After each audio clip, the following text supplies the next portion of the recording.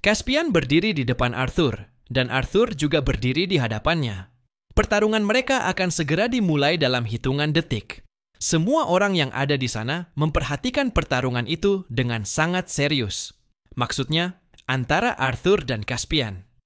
Karena sekarang Guildmaster sendiri yang datang untuk mengetes Arthur, jadi tentu saja mereka semua sangat menantikan hasilnya. Setelah itu, Arthur mulai mengumpulkan mana dari sekelilingnya. Teknik ini, siapa yang mengajarinya pada Arthur, tentu kalian sudah tahu dengan sangat baik. Kemudian, Arthur mulai berpikir dalam hati bahwa orang yang berdiri di hadapannya ini bukan hanya Guildmaster dari guild terbesar, tetapi juga seorang petualang kelas AA yang disebut-sebut sangat kuat. Dan untuk melawannya, Arthur sama sekali tidak bisa melihat celah apapun. Pada saat itu, Arthur juga sangat bersemangat untuk bertarung. Caspian lalu menyuruh Arthur untuk bersiap, dan Arthur pun bersiap. Tapi secara harfiah, di detik berikutnya, Caspian langsung menyerang Arthur. Melihat hal ini, Arthur pun sangat terkejut dan berpikir bahwa orang ini sangat cepat. Setelah itu, Arthur jatuh ke bawah. Bahkan setelah dia jatuh, Caspian terus melancarkan serangan bertubi-tubi ke arahnya. Arthur mencoba menghindari semua serangan itu dengan susah payah. Berkali-kali dia menghindar dengan cara yang begitu luar biasa, hingga Caspian sendiri sangat terkejut melihatnya. Caspian pun mulai memuji Arthur. Setelah itu, keduanya mulai berlari ke arah satu sama lain untuk menyerang. Pedang mereka saling beradu. Maksudnya, pertarungan ini benar-benar luar biasa. Kadang Arthur yang menyerang dan Caspian yang menghindar. Kadang Caspian yang menyerang dan Arthur yang menghindar. Setelah itu, Arthur mulai berkata bahwa kalau dilihat, dia memang kuat, tapi dia punya banyak kekurangan. Karena dari satu sisi, dia lebih kecil dari Caspian, dan itu menyulitkannya untuk menyerang. Tingginya lebih rendah. Jadi, ini bukan masalah usia. Maksudnya, Arthur sedang menjelaskan bahwa dia ingin melakukan segalanya. Tapi tubuhnya saat ini tidak bisa merespons seperti yang dia inginkan. Maksudnya, meskipun dia sudah banyak berlatih, dia masih belum bisa membuat tubuhnya menjadi lebih kuat. Dan Arthur bertarung dengan sangat luar biasa. Melihat hal itu, Caspian pun mulai berkata, "Bro, ternyata aku sangat meremehkanmu. Dan sekarang aku akan menunjukkan kekuatan luar biasa padamu. Aku akan menunjukkan auraku yang sesungguhnya, maksudnya kekuatanku." Dan setelah melihat auranya, Arthur benar-benar merasa bahwa dia tidak bisa menggerakkan tubuhnya. Tubuhnya seakan-akan berteriak bahwa dia harus bergerak. Setelah itu, Caspian langsung meluncurkan serangan yang sangat kuat ke arah Arthur. Arthur mulai bertarung, dan dia, meskipun dengan susah payah, berhasil menghindari serangan itu sambil terus berlari. Setelah itu, Caspian kembali memuji Arthur dengan sangat antusias. Arthur sendiri nyaris tak bisa menghindar dari serangan tersebut, dan perlahan-lahan dia mulai mendekati Caspian. Begitu dia cukup dekat, dia langsung menggunakan kemampuan api miliknya di sana. Melihat serangan itu, Caspian pun tersenyum dan berkata, "Oh, jadi kau seorang penyihir api." Lalu, satu orang menyerang dengan sihir api, dan satu lagi dengan sihir angin, dan keduanya mulai bertarung satu sama lain. Pedang mereka kembali saling beradu, dan situasi di tempat itu benar-benar terlihat sangat kacau pada saat itu. Caspian mulai berpikir bahwa pertarungan ini seharusnya berakhir dengan mudah. Maksudnya, dia adalah seorang petualang kelas 2A. Seharusnya ini menjadi pertarungan sepihak. Tapi, kenapa dia malah merasa sangat cemas sekarang? Ia pun berkata, "Kau tidak perlu meniruku." Lalu dengan kekuatannya, dia melemparkan Arthur cukup jauh. Melihat hal itu, Jasmine pun menjadi sangat khawatir. Tapi Arthur berhasil mengendalikan dirinya. Dia tidak akan kalah hanya karena satu serangan ini. Setelah itu, Arthur kembali menggunakan serangan api miliknya untuk maju lagi. Namun, lawannya adalah seorang Guildmaster. Tentu saja dia tidak akan kalah semudah itu. Kemudian Caspian juga melancarkan serangan, dan kali ini serangannya bahkan lebih kuat dari yang sebelumnya. Arthur dengan sangat susah payah berhasil menghindar dari serangan-serangan tersebut. Setelah itu, Arthur pun meningkatkan kekuatannya lebih jauh lagi. Dia menjadi lebih cepat dan menyerang Caspian secara langsung. Kali ini, kekuatan Arthur begitu besar, sampai-sampai Caspian benar-benar merasa ketakutan. Dalam pikirannya, dia mulai merasa khawatir. Jangan-jangan aku akan kalah dari anak kecil ini? Caspian mulai berteriak sangat keras dan auranya mulai meningkat dengan drastis. Kekuatan besar mulai keluar dari dalam dirinya. Arthur berhasil mundur dan menghindari serangan itu. Aura Caspian begitu kuat sehingga angin di sekitar menjadi sangat kencang. Orang-orang yang berada di tempat itu juga terlihat sangat terkejut dan kebingungan. Semua orang dalam masalah. Tapi di tengah kekacauan itu, Arthur tetap mampu mengendalikan dirinya dengan sangat baik. Saat itu, Arthur mulai menyadari bahwa Caspian sedang menggunakan kekuatan penuhnya, dan kini dia mendekat ke arah Arthur dengan cara yang sangat agresif. Di saat yang sama, Jasmine terlihat hendak masuk ke arena untuk menyelamatkan Arthur. Namun Arthur tidak berniat mundur. Dia pun melepaskan kekuatannya, mengeluarkan sihir petir miliknya. Dia berpikir, semoga dengan serangan ini aku bisa menghindari semua serangan Caspian. Kini Arthur pun sepenuhnya siap untuk menyerang. Tapi tiba-tiba, Caspian menghentikan serangannya dan menyembunyikan kekuatannya kembali. Dia berkata, "Maafkan aku terlalu serius dalam pertarungan ini." Lalu dia menjelaskan bahwa dia sudah tahu kalau Arthur sebenarnya sangat kuat, dan dia juga sadar bahwa Arthur sengaja menyembunyikan seluruh kemampuannya agar terlihat seperti seorang hunter yang lemah, bahwa dia belum menggunakan kekuatan penuhnya. Lalu Caspian berkata, "Baiklah, aku berikan kau peringkat B." Mendengar itu, semua orang yang ada di sana sangat terkejut dan mulai saling berpandangan. Lukas yang ada di sana juga. Dia sama sekali tidak senang, maksudnya orang itu benar-benar marah. Dan setelah itu Caspian mulai berjalan ke sana. Dan saat pergi pun dia berkata, "Aku harap kamu tidak akan mengalami masalah besar. Maksudku, semoga kamu suka dengan peringkat ini." Dan Arthur berkata, "Ya, peringkat B juga cukup bagiku. Kalau aku dapat C pun, itu sudah cukup bagiku." Akhirnya, tesnya pun selesai. Setelah itu, Jasmine dan Sylvie juga mulai berlari menuju Arthur dengan kecepatan tinggi. Mereka berdua sampai di dekat Arthur. Dan si Caspian itu, saudaraku, dia sangat terkejut. Maksudku, itu terlihat jelas dari wajahnya. Separuh wajahnya terlihat, tapi tetap bisa diketahui kalau dia sangat kaget. Gadis berambut coklat menyandarkan tubuh ke sandaran kursi. Para penguji memasuki ruangan dengan marah, meminta penjelasan tentang apa yang sedang terjadi. Caspian menyisir rambutnya dan meminta agar pintu ditutup saat mereka masuk. Pria dan wanita itu melakukannya. Mereka berlari ke arah kepala, dan Emily dengan lantang bertanya apa yang sedang terjadi, mencatat bahwa hari ini lebih banyak kandidat peringkat B dibandingkan 4 bulan terakhir. George menambahkan bahwa, belum lagi, ketiga kandidat itu terlihat seperti anak-anak, dan tahap orangnya muda di usia 11 tahun adalah hal yang belum pernah terdengar sebelumnya di kalangan manusia. Gadis berambut coklat itu melambaikan tangannya dan bertanya apakah mereka ingat apa yang terjadi 6 bulan yang lalu di Zirus. Dengan mata terkejut, wanita itu bertanya apakah benar bahwa turnamen pertama antara 3 ras telah diselenggarakan. Kemudian, Caspian membuka laci bagian bawah dan mengatakan bahwa itu benar. Sebagian besar staf di Serikat Petualang memang belum terbentuk, tetapi ia telah diberitahu beberapa minggu yang lalu bahwa larangan bagi para elf dan dwarf untuk memperoleh lisensi petualang di Kerajaan Sapin telah dicabut. Ia mengambil sebuah buku catatan dan menambahkan bahwa ada beberapa peserta ujian terkemuka dalam kelompok hari ini. Sambil membalik halaman buku catatannya, George bertanya apakah benar bahwa ketiganya adalah dwarf atau elf. Tanpa menoleh, pria berambut coklat itu menjawab bahwa Lucas Wyss adalah setengah elf yang tinggal di Sapin. Dan meskipun informasi tentang kelahirannya diklasifikasikan, ia menduga bahwa kemungkinan besar Lucas lahir dari seorang budak elf. Masih sambil melihat ke buku catatannya, ia mengatakan kepada rekan-rekannya bahwa keluarga Wyss selalu memiliki reputasi buruk karena menggunakan cara-cara keji untuk membiakkan penyihir terbaik dari jenis mereka.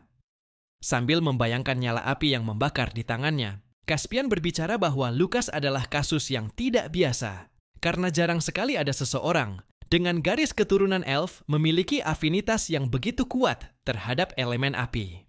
Memperkenalkan bocah itu, Ia mencatat bahwa Lukas telah mengalami kebangkitan pada usia 8 tahun, yang mana itu tergolong sangat dini bahkan menurut standar kaum elf. Ia dipaksa menjadi petualang demi terus meningkatkan kemampuannya melalui pertempuran nyata, dan tampaknya keluarganya telah menyadari bahwa inti binatang dan eliksir tidak lagi memberikan efek signifikan terhadap pertumbuhannya. Pria itu menunjuk ke bukunya, mencatat bahwa Elijah Knight, di sisi lain, adalah sebuah misteri. Menurut catatan, asal-usulnya tidak diketahui, tetapi ia telah dibesarkan di antara kaum dwarf sejak kecil. Sambil menatap halaman tentang anak laki-laki itu, ia menjelaskan bahwa Elijah telah dikirim sebagai salah satu perwakilan pertama dari kerajaan dwarf untuk menetap di kerajaan manusia. Wanita itu mengernyitkan dahinya dan bertanya mengapa Elijah secara otomatis diberikan kelas B tanpa mengikuti ujian. Pria berambut coklat itu bersandar di kursinya dan menjelaskan bahwa Elijah baru saja mengalami kebangkitan beberapa bulan yang lalu, dan saat ini berada di tahap merah tua. Namun, meskipun begitu, kemampuannya telah dikonfirmasi, dan orang yang mensponsorinya bukanlah seseorang yang bisa ia bantah. Ia menyentuh dagunya dengan tangannya, menambahkan bahwa ia masih penasaran dengan kemampuan pemuda itu. Ketika memperkenalkan Arthur, Caspian mulai membahas tentang penguat bertopeng hari ini. George menelan ludah karena takut saat melihat informasi tentang bocah itu. Pria itu mencatat bahwa, sejujurnya, ia sama sekali tidak tahu siapa Note itu. Ia membetulkan kacamatanya, menyatakan bahwa Arthur jelas bukan perwakilan dari keluarga bangsawan dwarf maupun elf, dan ia yakin akan hal itu. Ia menambahkan bahwa ia hanya merasa penasaran tentang seperti apa sebenarnya sosok anak itu, karena ia disponsori oleh Nona Jasmine Flamesworth.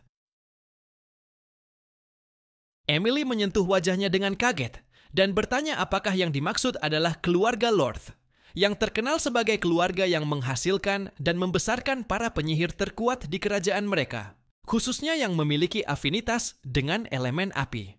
George menunduk dan mengangguk, menyadari bahwa sekarang ia mengerti mengapa pemuda itu begitu terampil dalam sihir api. Gadis berambut coklat itu menyimpan bukunya dan mengatakan bahwa informasi yang baru saja ia sampaikan kepada mereka berdua akan segera menjadi pengetahuan publik. Namun, sambil menyesuaikan kacamatanya, ia menambahkan bahwa ia berharap mereka berdua tidak membicarakan hal tersebut dengan orang lain sampai pernyataan resmi dikeluarkan. Para penguji mengangguk, lalu meninggalkan ruangan. Caspian menyilangkan tangan, memikirkan si penguat bertopeng itu. Mengingat pertarungan mereka, ia menyadari bahwa sihir anak itu unik dan sangat efektif. Ketika mengingat lompatan yang dilakukannya, ia dalam hati berkata pada George bahwa ia salah, karena justru seni memainkan pedanglah yang membuat anak itu menjadi monster sejati. Saat memikirkan cara anak itu menyerang, pria itu mencatat bahwa meskipun gerakannya agak kacau, seolah-olah ia belum terbiasa dengan tubuhnya sendiri, namun anak itu di dalam ingatannya melompat ke bawah kakinya dan mereka beradu pedang. Gadis berambut coklat itu berpikir bahwa ia tidak bisa membayangkan betapa mengerikannya pemuda itu jika sudah dewasa. Sambil merapikan tumpukan dokumen, ia berpikir bahwa meskipun begitu, dengan dicabutnya larangan, para elf dan dwarf sekarang bisa menjadi bukan hanya petualang di tempat ini, tetapi juga siswa. Caspian tersenyum kecil. Dalam hatinya ia mencatat bahwa benua ini benar-benar sedang memasuki era baru yang menarik. Di sisi balkon, seorang gadis bernama Tesha berdiri dengan letih. Ia sering membicarakan Arthur bersama Renia. Ia telah menghubunginya berkali-kali melalui orb dan sering melihat bayangan Arthur dalam orb tersebut. Matanya memandang dengan penuh kekaguman. Elf itu menghentakkan kaki di balkon, berpikir bahwa seharusnya ia bahagia karena Arthur telah kembali ke rumah dan menghabiskan waktu bersama keluarganya. Namun ketika membayangkan Arthur dan Lilia, ia mulai mempertanyakan siapa dirinya sebenarnya dan apakah pria berambut coklat itu memperlakukannya dengan terlalu baik. Gadis itu menggenggam tinjunya dengan marah dan masuk ke dalam rumah. Ia berteriak bahwa dirinya adalah orang pertama yang menjadi sahabat Arthur. Ia jatuh ke tempat tidur dengan tubuh lemas. Tasha menatap pemuda itu melalui orb. Ia menyentuh kaca orb dan bergumam bahwa Mungkin ia seharusnya memperlakukan Arthur dengan lebih baik ketika ia masih ada di sini. Elf itu berteriak bahwa semua ini salah Arthur, karena ia selalu memperlakukannya seperti anak kecil. Sambil menyentuh orb, ia memanggilnya bodoh. Furian masuk ke ruangan, menyatakan bahwa ia membawa kabar baik. Sang cucu melemparkan bantal ke arahnya, sementara pria itu mencatat bahwa gadis itu kembali menggunakan orb. Gadis itu mengingatkannya agar mengetuk pintu lebih dulu. Pria itu menghindari bantal-bantal yang beterbangan, sambil berkata bahwa ia memang mendukung Arthur menjadi cucunya, tapi menurutnya itu masih terlalu dini. Ia duduk di tempat tidur dan meminta gadis itu agar tidak tersinggung. Kakek tua itu melambaikan tangan dan mengatakan bahwa ia membawa kabar baik untuknya. Sang elf langsung semangat ketika sang kakek bertanya, bagaimana jika ia mengatakan bahwa ia akan mendapatkan kesempatan untuk bersekolah di tempat yang sama dengan pemuda itu? Tessa langsung menoleh tajam dan dengan bahagia mulai bertanya apakah itu benar. Raja dan ratu masuk ke ruangan dan sang wanita berkata bahwa itu memang benar karena kakeknya memiliki hubungan dekat dengan kepala sekolah Akademi Zirus. Mendengarnya, Tessia sangat marah, tapi kakeknya lalu mencoba menjelaskan, "Hei, aku punya kabar baik. Bagaimana kalau aku bilang kau dan Arthur bisa masuk sekolah yang sama, di waktu yang sama?" Mendengarnya, wajah Tessia langsung berbinar. "Benarkah? Benarkah? Benarkah, kakek? Kau tidak berbohong, kan? Apa benar aku dan Arthur bisa bersama?" Saat itu, ibu dan ayahnya datang. Mereka berkata, "Tenanglah, Tessia. Ya, itu benar. Hubungan kami dengan Direktur Akademi Zirus sangat baik." Mendengar hal itu, kakeknya tertawa dan berkata, "Perempuan tua tolol itu pikir dia sudah menemukan penyihir yang bisa mengendalikan 4 elemen, padahal aku yang melatihnya." Lalu ayahnya berkata, "Tessia, latih dirimu dengan baik. Karena Arthur akan menghabiskan waktu 3 tahun untuk berpetualang. Artinya, ketika dia masuk sekolah, kau akan menjadi seniornya. Jadi, latih dirimu dengan baik bersama kakekmu, karena kita semua akan memulai generasi baru." Kemudian, kita melihat Jasmine dan Arthur. Jasmine berkata, "Arthur, kau baik-baik saja, kan?" Arthur sedang memikirkan pertarungannya dengan Caspian, lalu menjawab, "Itu menyenangkan." Lalu, "Jasmine, apakah kau dekat dengan Caspian?" tanyanya. Jasmine menoleh ke arah lain dan berkata, "Bisa dibilang begitu. Ayahku punya koneksi yang sangat kuat dengan Guild Petualang, dan Caspian juga salah satunya." Saat mereka sedang berbincang, tiba-tiba resepsionis memanggil nama Note. Saat keluar, kita melihat Note diberikan sebuah kartu. Ia berkata, "Mulai sekarang kau adalah seorang petualang." Saat hendak pergi, Jasmine berkata kepadanya, "Note, kau mungkin seorang pendatang baru, tapi sekarang kau adalah bagian dari kami." Note pun berpikir dalam hati, "Dalam hidup Arthur, aku harus menyeretnya ke neraka. Tapi sebagai Note, kini aku punya kebebasan penuh. Namun setelah bertarung dengan Caspian, aku menyadari satu hal. Aku terlalu bergantung pada kekuatan sihirku. Entah itu kehendak terbaik Sylvia atau sihir elemennya. Di dunia lamaku, aku hanya punya satu kekuatan. Tapi di dunia ini, aku tidak punya batasan. Maka aku akan terus mendorong diriku, melatih sihirku." Namun saat ia sedang berpikir, ia tidak sengaja menabrak seseorang. Ia meminta maaf, lalu melihat ke depan. Ternyata orang itu adalah Elijah Knight. Pria itu berbalik dan berkata, "Oh, tidak apa-apa." Namun saat itu juga, Lukas datang dan berkata, Apa-apaan ini? Sepertinya kalian saling kenal. Atau sedang ada pertemuan para petualang peringkat B yang aku tidak tahu?" Arthur pun menjawab ejekan itu dengan santai.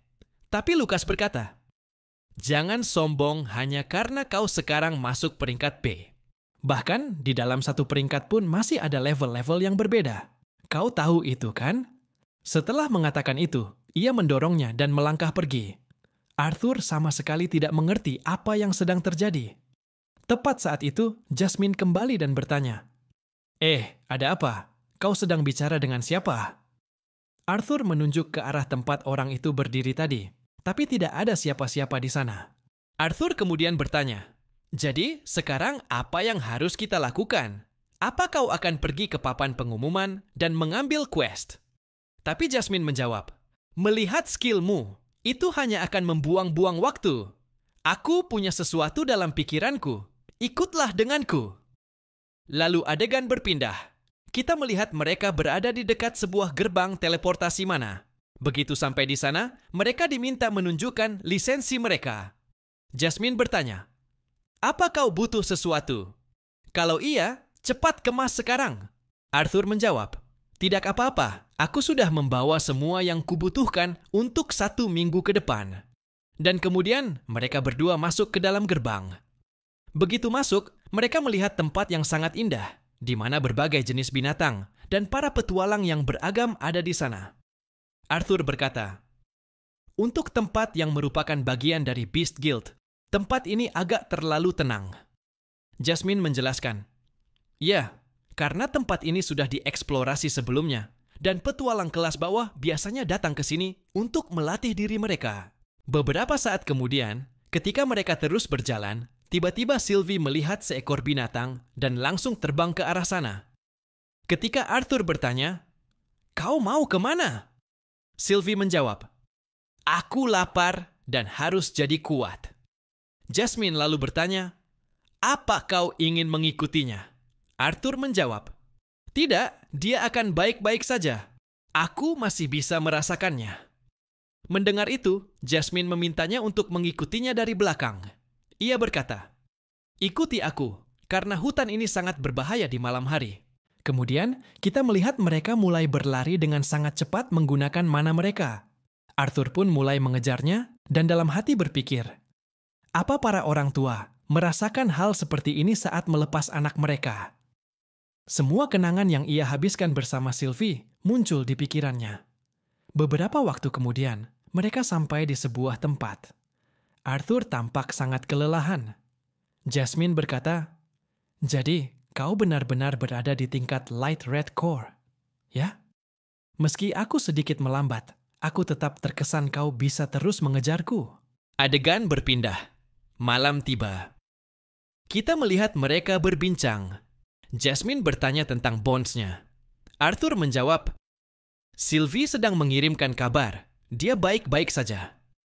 Setelah mengobrol beberapa saat, Arthur bertanya, Hei Jasmine, kalau tidak masalah, bolehkah aku bertanya sesuatu? Kenapa kau menjadi seorang petualang?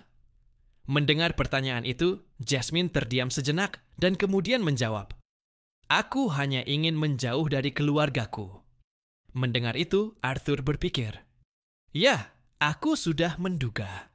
Lalu ia berkata, tak apa, aku tahu kau pasti sudah menyadari bahwa Flames House adalah kontributor besar. Di keluarga kami banyak penyihir hebat, terutama para Fire Mage.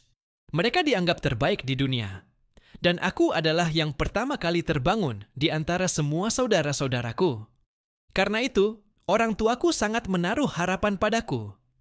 Tapi setelah banyak tes, akhirnya mereka tahu, aku sama sekali tidak tertarik untuk menjadi Fire Mage. Sejak itu, aku dianggap sebagai beban. Kemudian, Jasmine mulai mengeluarkan sihir angin. Melihat itu, Arthur sangat marah. Tapi Jasmine tertawa dan berkata, maaf, tapi biasanya kau sangat tenang. Aku terkejut melihatmu seperti ini. Arthur pun menenangkan diri dan berpikir, mungkin aku terlalu marah karena di kehidupan masa laluku, aku juga sangat lemah. Tapi di dunia ini, seorang gadis yang baru berusia 24 tahun dan sudah memiliki Yellow Core, itu benar-benar luar biasa. Namun Jasmine berkata, bagaimanapun juga, aku senang tinggal bersama Twin Horns. Mereka memperlakukanku dengan baik. Maaf kalau aku pernah memberimu tekanan untuk memilihku. Aku tidak seperti yang lain. Aku tidak punya banyak pengetahuan. Mungkin aku seharusnya memikirkan pendapatmu terlebih dahulu.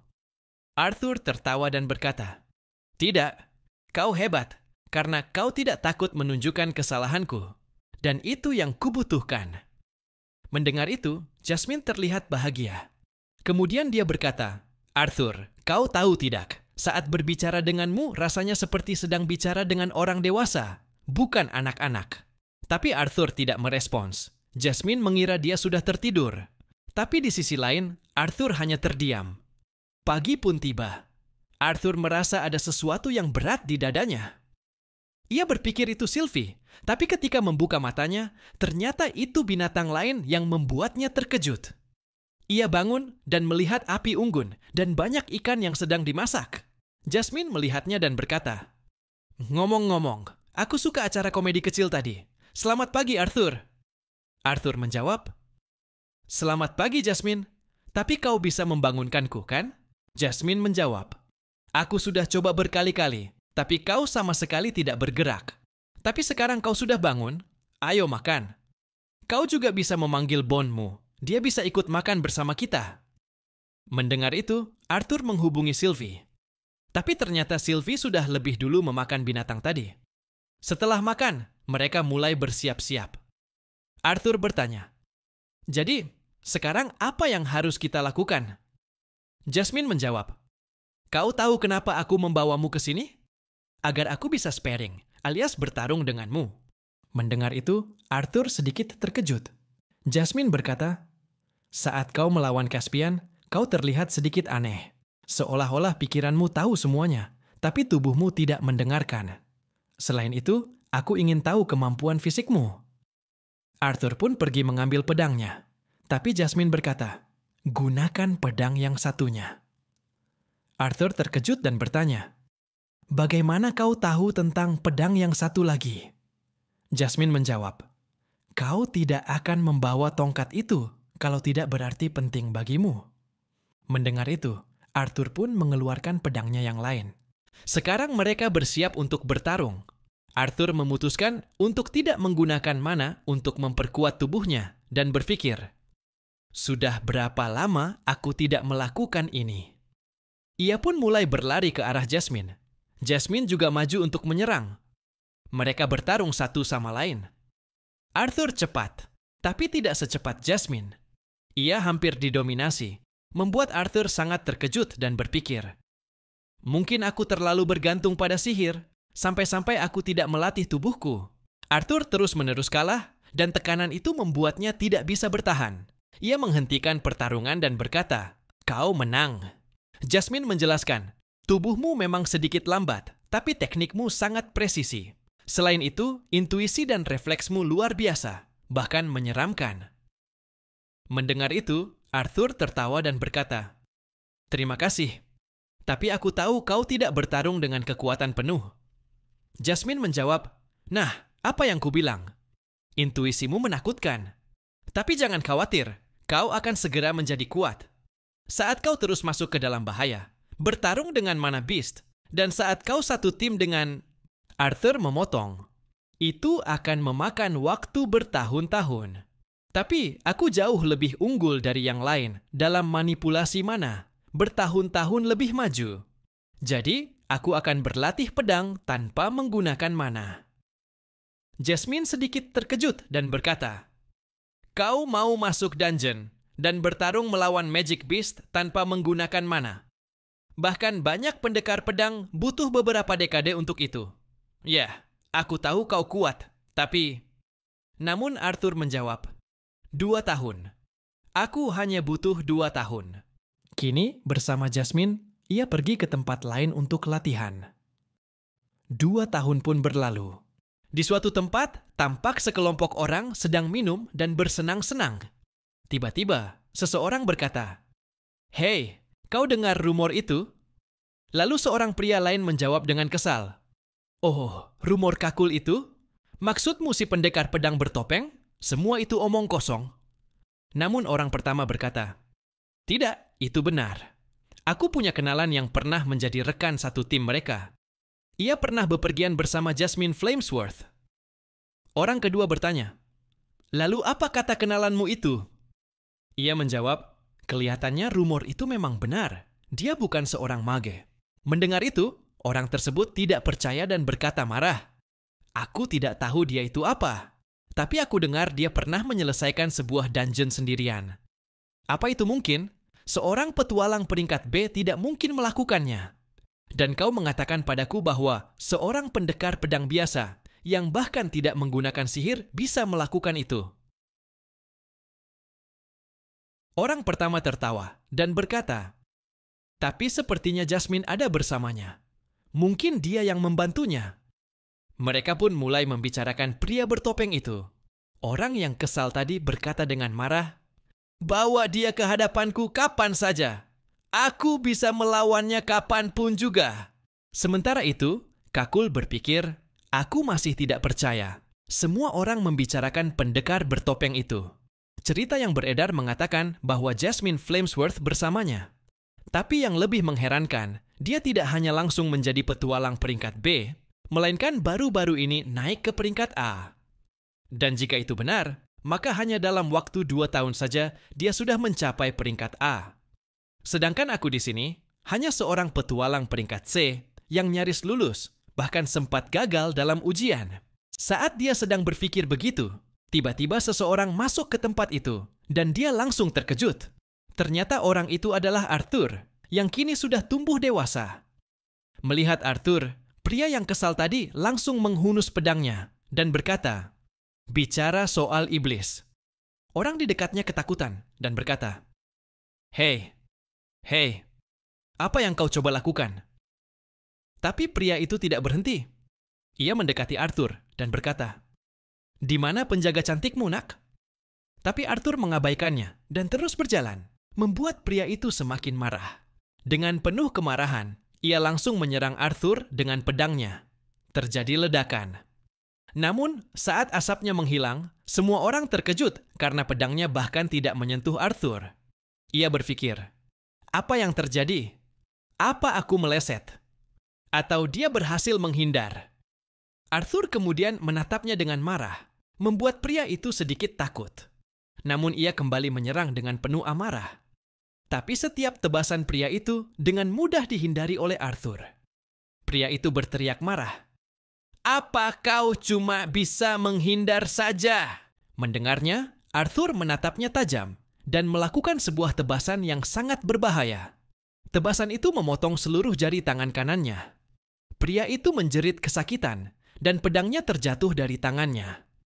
Arthur kemudian menginjak pedang tersebut dan melepaskan tekanan auranya. Semua orang langsung ketakutan. Dengan marah, Arthur berkata, "Sudah cukup?" Kemudian, ia berjalan mendekati seorang gadis di dekat situ dan berkata, "Mungkin ada jatah ransum untukku atas nama Note." Gadis itu dengan ketakutan menjawab, "Aku akan segera membawanya." Lalu ia menyerahkan ransum itu, dan Arthur pun pergi keluar dengan tenang. Tampak Jasmine di depan. Ia berkata, "Kenapa lama sekali kau datang? Dan kenapa ada darah di topengmu? Para pelayan butuh waktu lebih lama dari seharusnya. Lainnya, apalagi yang bisa kukatakan?"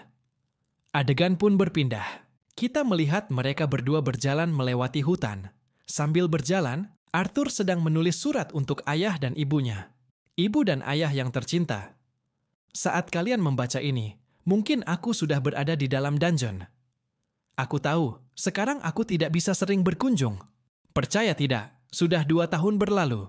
Aku sendiri sulit mempercayainya. Lelia sudah terbangkitkan. Paman Vincent pasti sangat senang. Tapi biarkan dia berlatih dengan kecepatannya sendiri. Ini akan aneh. Dia akan menjadi senior di sekolah nanti.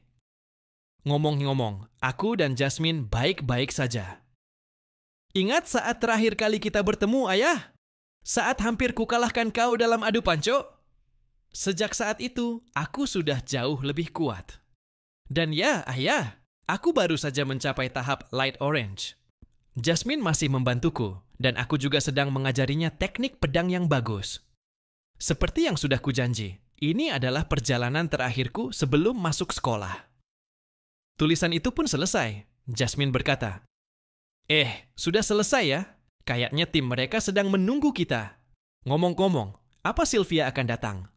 Arthur menjawab, Sylvia masih mengirimi aku kabar. Keadaannya sudah lebih baik, tapi dia bilang dia tidak akan datang sampai benar-benar siap. Mendengarnya, Jasmine menjawab, "Oke, kalau begitu kita harus cepat pergi."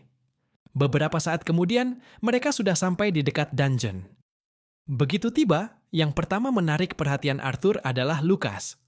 Lalu, ada seorang pria yang mendatanginya, dan terlihat sangat senang saat berjabat tangan, karena genggaman tangan Arthur sangat kuat. Ia memperkenalkan dirinya sebagai Reginald Baston, seorang augmenter peringkat A. Satu persatu anggota tim lainnya mulai memperkenalkan diri. Ada Cariel, lalu Elijah Knight, yang juga seorang Dark Orange Conjurer peringkat A. Kemudian, ada seorang pria bernama Oliver Red, seorang Dark Yellow Stage Conjurer peringkat A. Arthur dalam hati berpikir, kalau pria itu terlihat agak sombong. Setelah itu, mereka melihat seorang gadis sangat cantik bernama Tapis, juga seorang Conjurer Dark Yellow peringkat A. Ia mendekati Arthur dan berkata, "Aku sudah banyak mendengar tentangmu. Tolong jaga aku."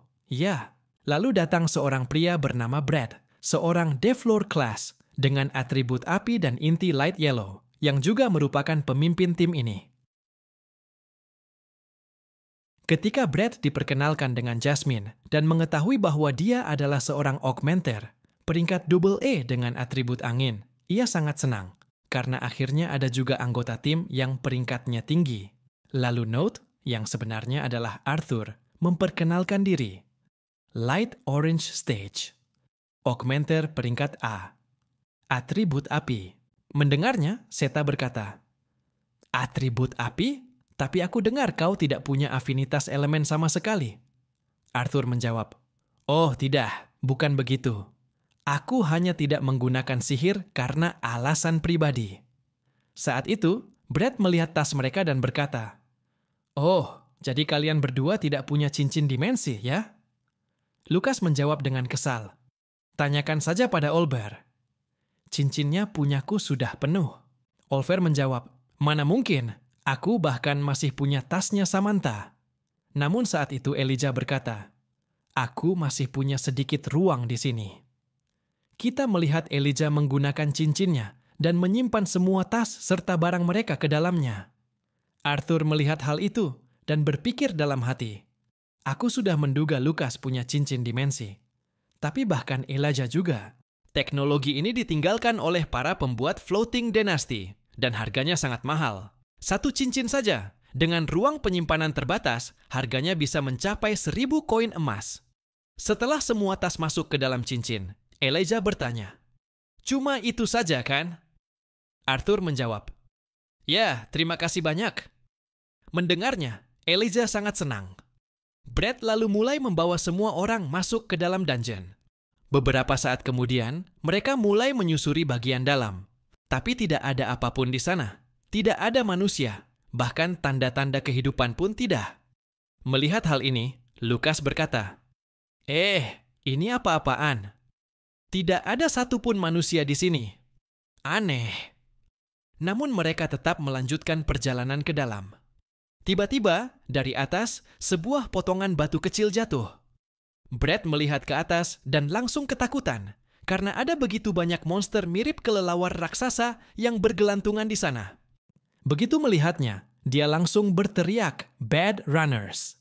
Dan seketika itu juga, semua monster menyerang mereka. Semua mulai bertarung, mulai melawan, dan sekarang mereka semua bersatu melawan para monster, yaitu para mana beast, dalam satu pertempuran besar. Brad berkata, "Tidak ada gunanya membunuh mereka. Hematlah mana dan stamina kalian." Tapi tanpa mendengarkan perkataannya, Lux langsung menggunakan Fire Cyclone dan membakar semua monster sekaligus. Melihat hal itu, Bridal langsung mendekatinya dengan marah dan berkata, "Baru saja aku bilang apa? Jangan buang-buang manamu pada mereka." Tapi Lux yang juga kesal menjawab, "Apa sih masalahmu? Aku hanya membunuh mereka secepat mungkin, agar mana dan stamina orang lain tidak terbuang sia-sia." Mendengar itu, Brael terdiam dan berkata kepada semuanya, "Ayo cepat pergi dari sini sebelum mereka semua hidup kembali."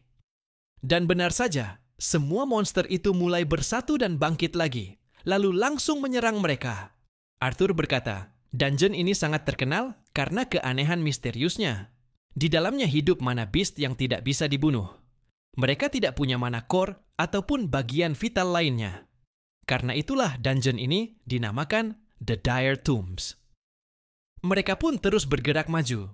Brael melihat ke suatu tempat dan berkata, "Ini tempat yang terakhir kali kutandai. Eliza, bisakah kau buat sesuatu agar kita bisa berpegangan?" Eliza pun menggunakan kekuatannya dan menciptakan batu-batu yang bisa dipakai untuk mencengkeram dinding. Mereka semua mulai naik ke atas dengan berpegangan pada batu-batu tersebut. Sesampainya di atas, Braille menggunakan sihir api dan menyalakan obor. Mereka pun melanjutkan perjalanan. Mereka terus berjalan jauh, namun tidak melihat apapun. Tapi kemudian, di suatu tempat, ketika Samantha menginjak suatu titik, sebuah benda seperti duri muncul. Arthur dengan sigap menariknya ke belakang dan mencegah serangan itu. Samantha terlihat ketakutan. Salah satu anggota tim dengan marah berkata, "Kenapa kau tidak bilang kalau di sini ada jebakan?"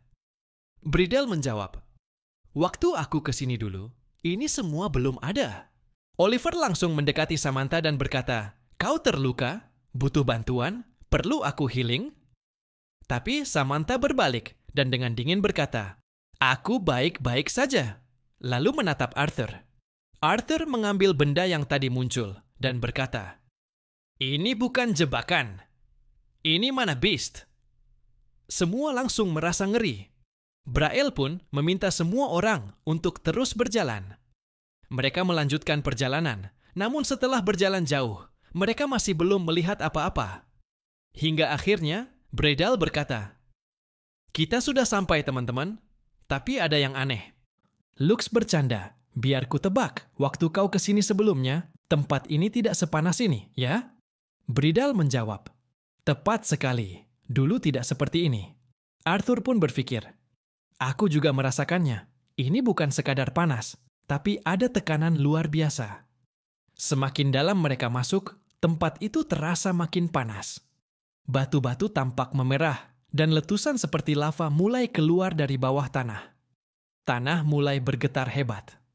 Lalu, muncullah sebuah mana beast yang sangat mengerikan. Semua langsung ketakutan. Braille berteriak, "Carriol!" Mendengar itu, Carriol melompat dan dengan perisainya memukul tanah, menciptakan penghalang besar yang melindungi semua orang di dalamnya. Carriol bertanya, "Apa ini, Brad? Apa ini juga ada waktu kau kesini?" Brad menjawab, "Tidak, ini tidak ada sebelumnya." Carriol berkata, "Apa maksudmu? Ini tidak masuk akal. Monster baru tidak bisa muncul begitu saja dalam dungeon." Tapi monster itu, tanpa menyerang, justru lewat begitu saja melewati mereka. Semua merasa aneh. Eliza berkata, "Sepertinya monster itu bukan mengejar kita." Arthur hanya berdiri diam, berpikir.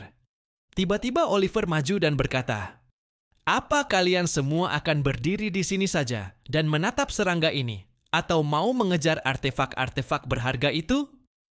Ia terus melangkah maju. Brad mencoba menghentikannya dan berkata, "Oliver, kembali." Tapi Oliver berkata, "Samantha, ikuti aku. Aku tidak bisa melindungi yang lain, tapi kau berbeda." Samantha menjawab, "Aku tidak yakin ini ide bagus." Braille juga berkata, "Hei, kembali ke sini.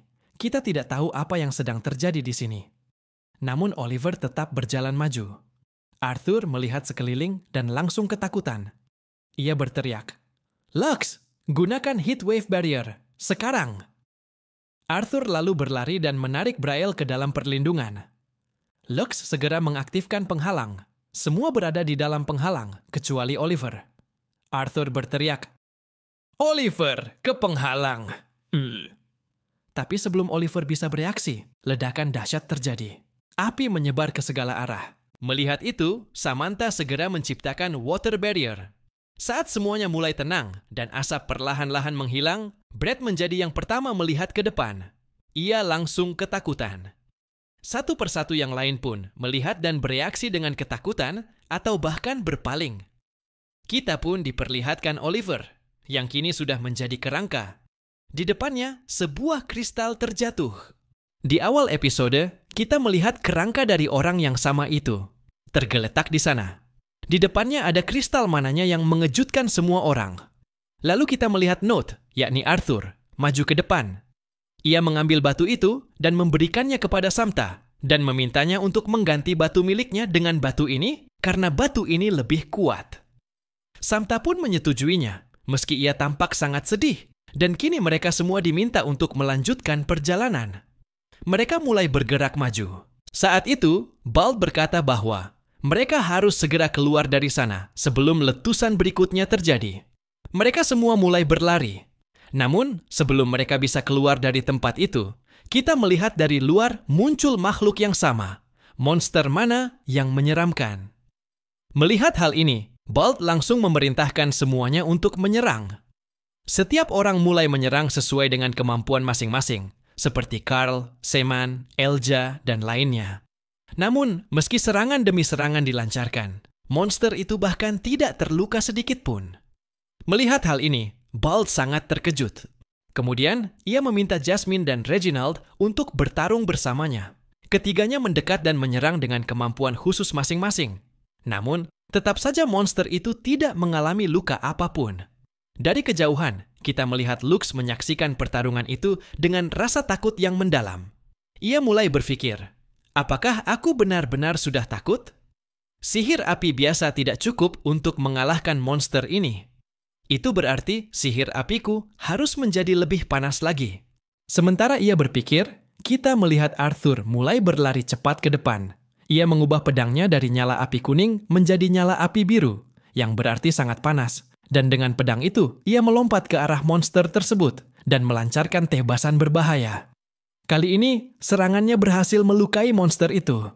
Setelah itu, ia meminta Jasmine untuk menyerang. Berkat serangan Jasmine, monster itu semakin terluka dan akhirnya melarikan diri. Melihat hal itu, Balt berkata kepada semua orang, "Kurasa kita sekarang sudah aman. Mari kita lanjutkan perjalanan." Kemudian Lux berkata bahwa ternyata hanya itu yang diperlukan untuk menakut-nakuti monster itu. Namun, tiba-tiba tanah kembali bergetar. Arthur berkata, "Monster itu datang bukan untuk membunuh kita, tapi untuk letusan berikutnya." Kini, semua orang mulai menyiapkan penghalang masing-masing untuk bertahan dari letusan. Di sisi lain, Balt berlari untuk menyelamatkan Samta. Arthur melihat Lux yang hendak mengambil tongkatnya, dan ia pun segera berlari ke arah Lux dan mengaktifkan penghalang api miliknya di sana.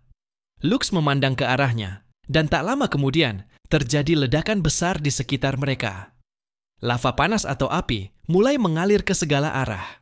Beberapa saat kemudian, saat semuanya mulai tenang, satu persatu orang mulai keluar. Namun, Arthur langsung terkejut saat melihat Balt di depan matanya. Balt berada di dekat Samta, tetapi saat Samta melihatnya, ia pun menjerit ketakutan. Kita melihat bahwa tangan Balt telah terpotong sepenuhnya. Beberapa saat kemudian, semua orang mulai mencoba menyembuhkan Balt dengan sihir mereka. Balt menangis kesakitan. Setelah itu, semua duduk bersama. Arthur tampak sedikit sedih. Saat itu, Carl datang menghampirinya dan memberinya roti lapis sambil berkata, "Mungkin setelah memakan ini, kamu akan merasa lebih baik. Ini adalah roti lapis spesialku." Arthur mengucapkan terima kasih, namun ia berkata, "Sebenarnya, kalau ini dipanaskan sedikit, akan lebih enak." Arthur memanaskannya dengan sihirnya. Melihat itu, Bobby pun meminta untuk memanaskan roti lapis miliknya juga. Setelah makan, ia berkata bahwa rasanya sangat enak. "Sebenarnya, ini dibuat oleh tunanganku," katanya. Arthur menjawab, "Oke, tolong sampaikan terima kasih dariku padanya. Kamu sangat beruntung." Mendengar itu, Bobby tampak sangat senang. Namun, di sisi lain, kita melihat Lux mulai memarahi Balt. Ia berkata bahwa ia pikir dirinya adalah orang dengan kelas AA dan bisa mengurus semuanya, tapi ternyata ia malah jadi yang pertama terluka. Balt menjawab, "Kamu mengeluh, padahal kamu sendiri menjatuhkan senjatamu seperti orang bodoh." Melihat keduanya bertengkar seperti itu, Arthur pun marah dan berkata, "Lux, diam dan keluar dari sini." Lux menjawab, "Apa katamu? Kamu menyuruhku pergi? Aku ini seorang augmenter dengan inti oranya." Arthur menjawab, "Aku tidak peduli inti apa yang kamu miliki. Entah itu perak atau bahkan kamu adalah dewa. Saat ini, kamu hanyalah beban bagi kami. Ingat itu baik-baik." Mendengar hal ini, Lux pergi dengan marah. Arthur menoleh ke arah Balt dan berkata, "Sekarang kamu harus memutuskan apakah kamu akan terus maju atau tidak? Ya, aku tahu Reginald juga dalam kondisi yang tidak terlalu baik, tapi dia hanya perlu sedikit istirahat dan dia akan pulih. Tapi kamu harus memutuskan apakah kamu akan melanjutkan atau tidak. Tanpa berpikir panjang, Balt menjawab, "Aku akan melanjutkan. Mungkin ini adalah misi terakhirku yang berbahaya, tapi tetap saja." Samta memotong. "Apa? Tapi bagaimana kamu bisa bertarung? Kondisimu tidak baik." Balt menjawab, "Tetap saja, aku adalah augmenter kelas AA. Aku janji tidak akan menjadi beban bagi siapapun. Tapi menurutku, sekarang Note yang seharusnya memimpin kelompok ini." Mendengar itu, semua orang terkejut. Namun, mereka setuju karena sejauh ini, dalam pertarungan atau situasi apapun, yang paling tenang dan paling berkontribusi adalah Note. Mendengar hal ini, semua mulai mengakui perannya. Arthur pun berkata, "Baiklah, setelah 1 jam istirahat, kita akan melanjutkan perjalanan." Namun, tak lama setelah mereka mulai bergerak kembali, di depan mereka terdapat sesuatu yang sangat besar seperti batu. Balt berkata, "Apa ini berbeda? Aku tidak mengerti. Sebelumnya ini tidak ada." Saat itu juga, Reginald menggunakan kekuatannya dan menghantam pintu itu dengan palunya dengan keras. Namun, pintu itu tidak mengalami apa-apa. Ia lalu menambah kekuatannya, mungkin juga menambahkan elemen batu dan memukul kembali. Tapi kali ini pun, pintu itu tidak mengalami kerusakan apapun. Melihat itu, Jasmine mengaktifkan kekuatannya dan berkata, "Baiklah, ayo coba sekali lagi." Lalu kekuatan mereka berdua digabungkan. Reginald memukul pintu itu bersamaan, dan kita melihat sebuah ledakan besar terjadi di sana. Pintu itu runtuh sepenuhnya. Begitu mereka masuk, mereka terkejut sepenuhnya, karena di hadapan mereka terdapat sesuatu seperti hutan yang sangat indah. Beberapa saat kemudian, kita melihat mereka semua datang ke tempat itu. Tempat ini benar-benar sangat indah. Semua mulai melihat-lihat ke sekeliling, tapi Arthur merasa ada yang aneh. Seolah-olah dia tidak bisa memahami tempat ini. Mereka semua melihat sekeliling. Tempat itu seperti taman. Tapi kabut mulai menyebar ke segala arah. Saat itu, Kyle berkata, "Bagaimana kalau kita istirahat sebentar di sini? Entah kenapa aku merasa mengantuk." Tapi Arthur merasa tempat ini tidak baik. Karena itu, ia berkata, "Kita tidak akan berhenti di sini. Tempat ini tidak terasa baik bagiku." Kyle tetap bertanya, "Apa kau yakin? Aku tidak mendengar apa-apa." Tapi Arthur tetap melangkah maju. Ia melihat ke sekitar, semuanya tampak normal. Namun Boba berpikir, apa yang aku lewatkan? Apa yang tidak bisa kulihat yang ada di hadapanku? Saat itu Jasmine melihat sesuatu di depan. Seorang pria sedang mendekatinya sambil tersenyum. Ia ketakutan. Lalu Carol berteriak sambil melihat ke atas. "Clara, apa benar itu kamu?" Ia mulai berlari ke arah depan. Reginald memintanya untuk berhenti, tetapi dia tidak berhenti. Arthur menjadi takut dan berkata, "Carol, berhenti, di depan berbahaya." Namun Jasmine menghentikannya dan berkata, "Aku rasa kabut ini mengandung ilusi." Mendengar itu, Arthur meminta semua orang berkumpul. Ia meminta Samantha untuk mengaktifkan penghalang. Setelah penghalang aktif, Sam bertanya pada Reginald, "Omong-omong, siapa Clara ini?" Ia menjawab, "Dia adalah tunangan Kyle. Tapi dia meninggal dalam suatu bahaya." Balt lalu berkata, "Ya, aku melihatnya dengan mataku sendiri. Bahkan kita ikut mengkremasinya bersama." Lalu ia menambahkan, "Kita harus mencarinya." Namun Lux berteriak, "Kenapa? Kenapa semuanya tidak berjalan sesuai rencana? Jika kau benar-benar petualang yang lebih baik." Tapi tak seorang pun bisa menjawab perkataannya. Saat itu, Arthur bertanya pada Jasmine, "Apa kau baik-baik saja?" Jasmine menatapnya dan berkata, Maaf, aku hanya sedikit terguncang." Arthur bertanya, "Apa kau melihat sesuatu?" Ia menjawab, "Ya, aku melihat ayahku yang sedang merentangkan tangan ke arahku sambil tersenyum." Arthur mencoba menenangkannya, dan kemudian bertanya, "Apa kau punya mantra yang bisa menghilangkan ini?" Jasmine menjawab, Tidak cukup kuat untuk menghilangkan semuanya sekaligus, tapi aku rasa aku bisa membuka jalan. Ia mengaktifkan mantranya, dan Arthur meminta Samantha untuk membuka sedikit penghalangnya. Begitu penghalang dibuka, Jasmine menggunakan sihir anginnya ke arah depan. Kita melihat tempat itu mulai perlahan-lahan menjadi jelas sepenuhnya. Begitu semua melihat ke depan, mereka sangat ketakutan. Di hadapan mereka, hanya ada tanaman merambat, vines. Arthur terkejut melihatnya dan bertanya-tanya bagaimana dia bisa melewatkan hal itu. Ia menoleh ke arah Lux dan ingin mengatakan sesuatu.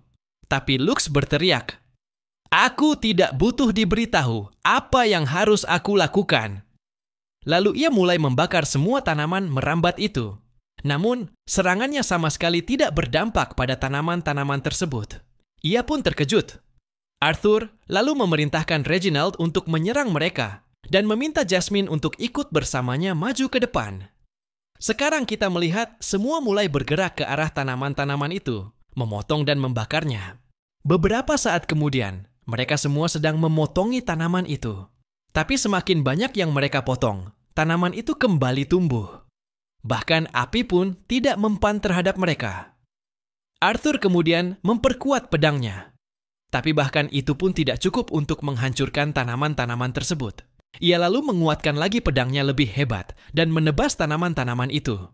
Melihat itu, ia hendak mengatakan sesuatu kepada Balt, tapi langsung terkejut karena melihat Balt seperti orang gila sedang menyerang tanaman-tanaman itu dengan brutal. Di sisi lain, ia melihat Jasmine yang juga sedang terus menebas tanaman. Ia pun berlari ke arah Balt. Kita melihat tanaman-tanaman itu hampir melilit Balt sepenuhnya. Keadaannya sangat buruk. Tapi saat itu, R datang dan menebas semua tanaman itu. Ia menyelamatkan Balt, lalu menatapnya dan berkata, "Kau bilang ini adalah kesempatan terakhirmu, bukan? Apa itu karena kau berencana mati di sini? Kalau tidak, bertarunglah dengan cerdas. Kami membutuh kamu." Mendengar ini, Balt terdiam. Di sisi lain, kita melihat Lux sedang meminum sebuah ramuan, lalu mengaktifkan sihir apinya. Ia mulai membakar semua tanaman. Bahkan Arthur berpikir, ini mantra yang lemah, tapi cukup berguna. Saat itu, salah satu tanaman menyerang Eliza. Balt segera datang dan menebas tanaman itu. Sekarang Eliza menggunakan kekuatannya, dan tanah di sana rusak sepenuhnya karena serangannya. Kita melihat tanaman-tanaman itu mulai turun sedikit ke bawah. Samantha kini menggunakan sihirnya, dan karena itu tempat tersebut mulai perlahan-lahan menjadi bersih. Tanaman-tanaman itu juga mulai mati, tapi Samantha telah menggunakan seluruh kekuatannya. Akibatnya, ia mulai terjatuh, dan Arthur harus datang ke sana untuk menyelamatkannya. Arthur memberinya pujian, dan mendengar itu membuatnya senang. Di sisi lain, kondisi yang lain tidak begitu baik karena Vance semakin tumbuh kuat setiap kali mereka menyerangnya. Lux mulai ketakutan. Tidak ada yang berhasil. Ini gawat. Arthur lalu berbalik dan hendak mengatakan sesuatu. Tapi saat itu juga, ia melihat wajah semua orang. Semuanya tampak ketakutan, dan kini ia pun melihat ke depan. Melihat itu, ia sangat ketakutan, bahkan lebih dari sebelumnya. Kita belum pernah melihatnya setakut ini. Di depan mereka, tampak sesosok monster besar dan sangat berbahaya. Melihat monster itu, Arthur seolah membeku di tempat. Tangannya bahkan tidak bisa menjangkau pedangnya. Di hadapan monster mengerikan itu, ia bagaikan seekor serangga kecil. Di tempat yang sama, Sam juga mulai ketakutan dan berkata, "Tidak mungkin ini terjadi. Bagaimana ini bisa terjadi? Aku hanya pernah membaca tentang ini di buku." Itu adalah Eldhood Guardian. Burlet tampaknya juga telah kehilangan akalnya. Ia mulai berkata, "Sepertinya Tuhan tidak menginginkan kita tetap hidup." Kondisi Reginald juga tidak lebih baik. Ia berkata, "Apa-apaan ini? Seekor mana beast kelas S. Apa yang ia lakukan di sini?" Lalu, tepat di tengah dadanya, kita melihat Carl. Keadaannya sangat buruk. Ia terus berkata, "Tolong, jangan pergi, Clara. Jangan pergi." Tiba-tiba, monster itu menyerang mereka semua. Di sisi lain, Reginald benar-benar kehilangan kendali karena temannya, Carl, kini telah berada dalam cengkeraman monster itu. Ia mulai berteriak, Melihatnya, monster itu pun ikut menjerit. Reginald mulai meningkatkan kekuatannya. Arthur berusaha menghentikannya, tetapi dia tidak mungkin berhenti sekarang. Karena kekuatannya, tanah di sekelilingnya mulai bergetar, dan sebagian tanah itu mulai membentuk pelindung di tubuhnya, menjadi armor. Monster itu hendak menyerangnya, dan saat itu Arthur sadar. Apapun yang Reginald lakukan, sekuat apapun ia mencoba, tetap saja itu tidak akan cukup melawan makhluk itu. Karena itu, ia meminta Eliza untuk menyiapkan perisai. Eliza pun membawa perisai ke depan Reginald. Jasmine lalu berkata, "Arthur, kita harus pergi dari sini, apapun yang terjadi." Arthur bertanya tentang keadaan yang lain. Di sini kita melihat kondisi Eliza juga memburuk. Arthur berkata, "Aku sudah berjanji kepada mereka bahwa..." Tapi Eliza pun mulai menangis dan berkata, "Dan aku sudah berjanji pada keluargamu." Arthur lalu menariknya dan mencoba membawanya pergi. Sementara itu, monster itu masih terus menyerang. Lalu kita melihat Reginald yang mencoba menahan serangannya dan maju untuk memukulnya dengan keras. Di sisi lain, Arthur mencoba menjelaskan pada Jasmine, "Kita akan pergi, tapi tidak seperti ini. Kita tidak bisa meninggalkan mereka begitu saja." Mendengar ini, Jasmine awalnya marah, tapi kemudian ia menjadi tenang. Sementara itu, Reginald hampir saja menyerang monster itu. Ia menyerangnya, tetapi monster itu menggunakan tentakelnya untuk menangkap Reginald. Serangannya tidak berdampak apapun. Bahkan monster itu mulai menyerang yang lain juga. Kini semua orang mulai berusaha menghindari serangannya. Di sisi lain, Reginald dengan susah payah berhasil melepaskan diri dan kembali maju untuk menyerangnya. Tapi sekali lagi, monster itu menangkapnya dengan tentakelnya. Arthur kini menyuruh Eliza untuk melindungi Jasmine dan membawa yang lain kabur. Namun, saat itu ia melihat ke atas. Ia melihat bahwa kondisi Reginald sangat buruk. Monster itu hendak membunuhnya. Melihat ini, semua orang sangat ketakutan. Arthur segera berteriak, "Lux, cepat, arahkan tentakel itu!" Namun tiba-tiba kita melihat Lux mengarahkan tongkatnya ke Arthur dan meluncurkan serangan sihir yang membuat Arthur terpenetal sangat jauh. Dan dengan itu, episode ini pun berakhir.